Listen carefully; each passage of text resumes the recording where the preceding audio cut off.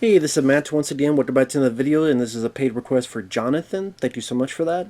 If anyone wants to request any type of videos, reaction, a commentary, a video game let's try for an hour, or a playthrough, or re-review of a movie, or a topic, whatever the case, PayPal is usually the best bet, or join my Patreon. Links are down in the info box over there or over there. And this is for Last Man on Earth, Episode 1, which I'd never even heard of this show, but it was on Fox from 2015 to 2018. It was for 4 seasons, 67 episodes. It stars Will Forte as well as Kristen Shaw. I just later on they would have cameos of people that would come in just enough to die, like Jack Black and Will Ferrell and other folks.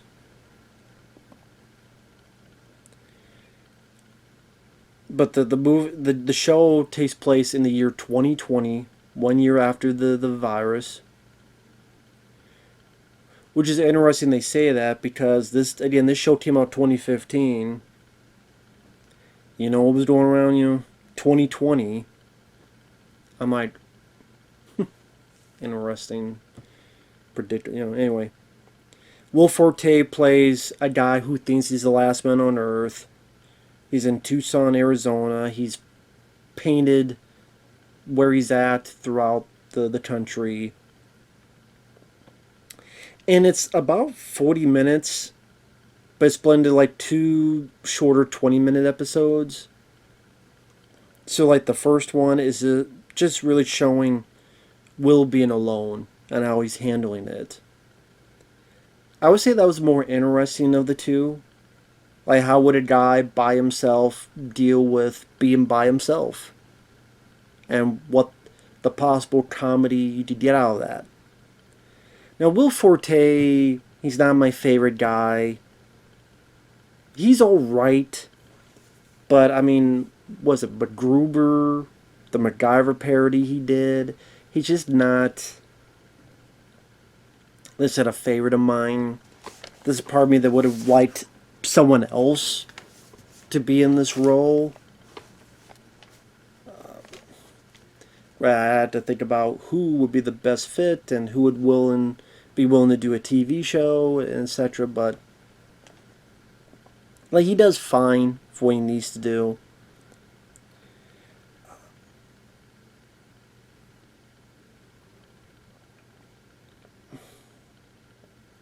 I did like that this song "I Am an Ape Man" was featured because the last time I heard that song was the Robin Williams film Club Paradise. I'm an ape man. I'm an ape man. I am an ape man. I'm like, damn, wow, that takes me back. Like, I don't think there probably hasn't been another damn piece of media that's ever used that song since I saw Club Paradise, which is a film I saw a lot when I was a kid. So, I'm like, okay, that was kind of funny to me to hear that song. And just like, what would you do if you had, like, everything to yourself? You go to a store, it's locked, yeah, shoot open the door. You're going through, you just pick up whatever you want at the convenience store, including a ton of porno mags.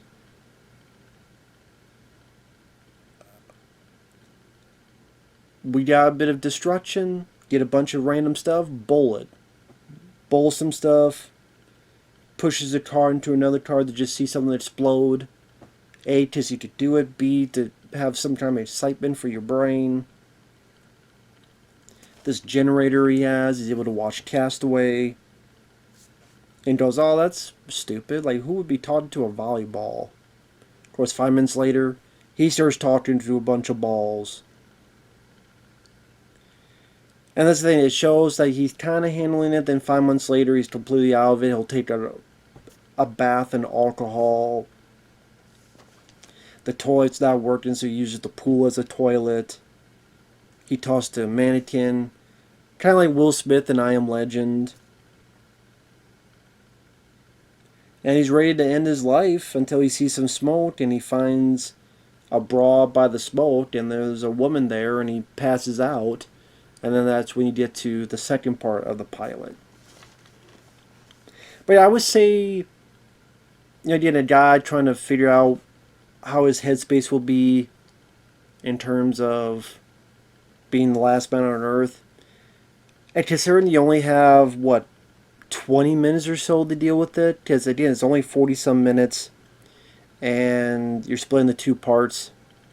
There's only so much you could do in 20 some minutes to show the last man on Earth.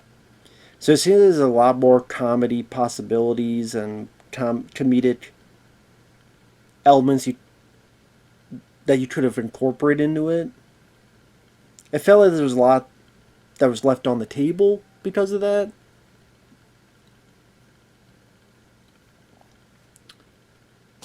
And I'll be right back.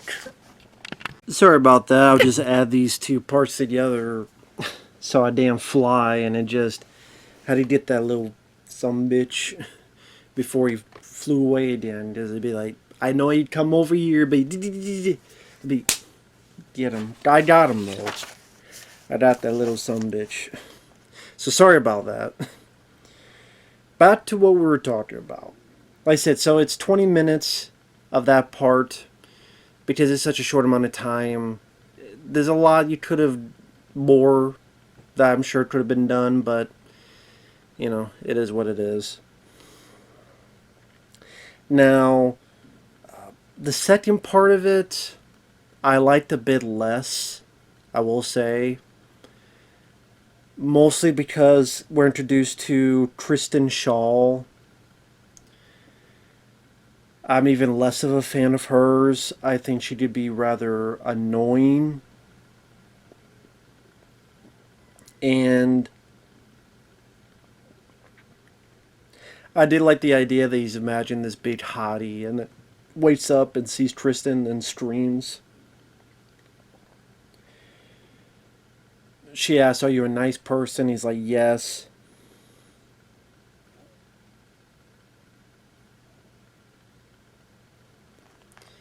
And I know I seem like I'm being a bit too harsh on her, but I think just like she plays the similar type of characters. Like she was in My Spy with Dave Bautista. She was in Bill and Ted 3.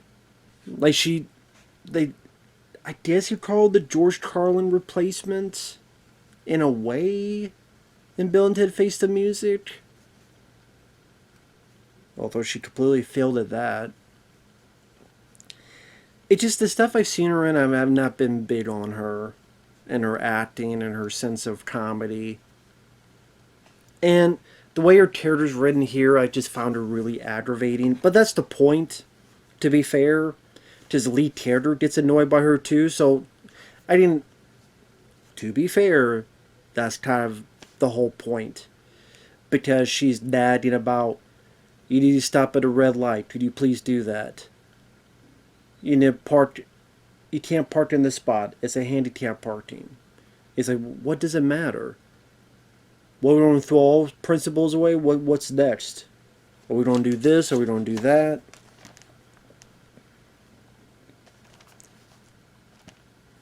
And then he goes, "Well, I want a closer parking spot." He just drives right into the store. I did like that bit.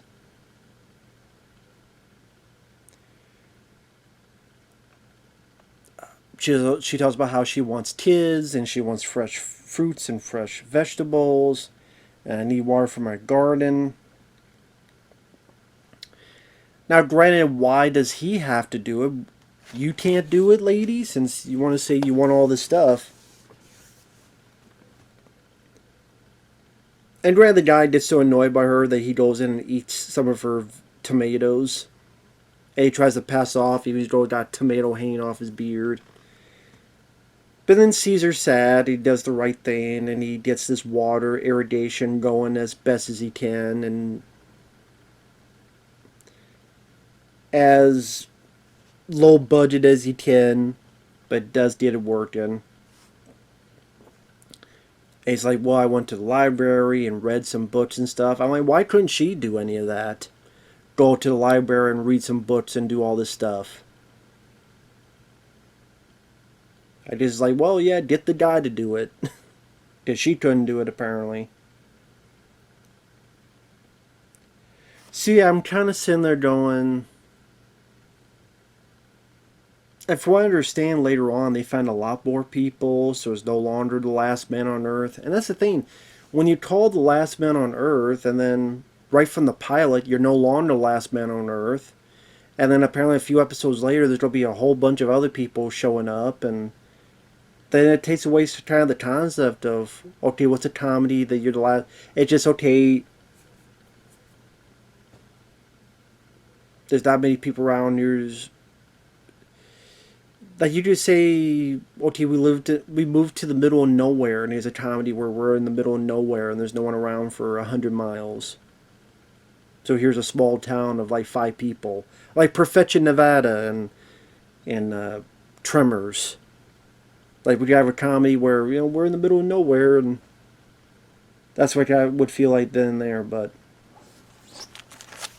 like I said, I don't know if I would be sold on this show.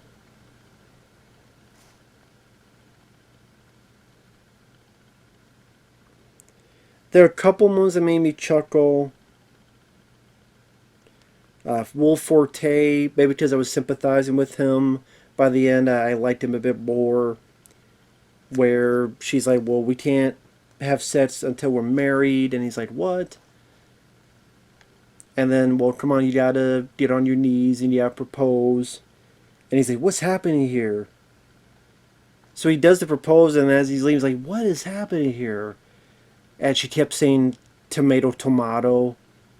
He's like, what's happening here? And it's called tomato. And what's going on? Like, fine, we're married. Like, the way he's just so exasperated by it, because he was so wishing for another piece of human contact, and then once he finds it, it's this lady that just drives him insane. Which, again, guessing why. But yeah, I feel like Will Forte's character, she's driving me insane. But I mean, that's the point, so I sympathize with him. Like I said, it was not bad.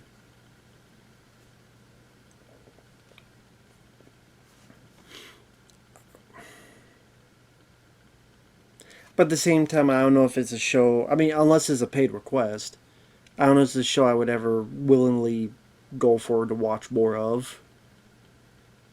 Does it end? Will Forte, I think, is okay. Kristen Shaw, on purpose, getting a bit on my nerves. I just don't know if I'd be the most gun-ho thing for me. But anyway, that's just the way I looked at it. With that said, thanks for watching. Take care. I don't really have much else to say other than it was okay to watch once. I got a few chuckles here or there, but I don't know about the... It's like, I kind of wish the show was more like the first half of it. A guy by himself, and all the ups and downs, topsy-turvy of trying to survive a world where he's by himself. That'd be tougher to do. That'd be more challenging to do. But for me, that'd be more interesting. Maybe he finds an animal and he's trying to get to it, but then something's off with the animal. Or, like, again, all the little journey and all the little misadventures that one guy by himself has to deal with as we follow along on this journey for a season or however long the show would be. I was more intrigued with it before the lady showed up. I put it that way. Kristen Shaw. This she's supposed to be annoying. She just annoyed me too much. I'm like, oh my god, man. And the second half just didn't seem as... Other than 2 moments that I want a closer party spot drives through the damn thing. And the very end, there's 2 points I chuckled at. But other than that, yeah. Take that for what you will. With that said, thanks for watching. Take care, everyone, and we'll see you guys later. Bye-bye for now.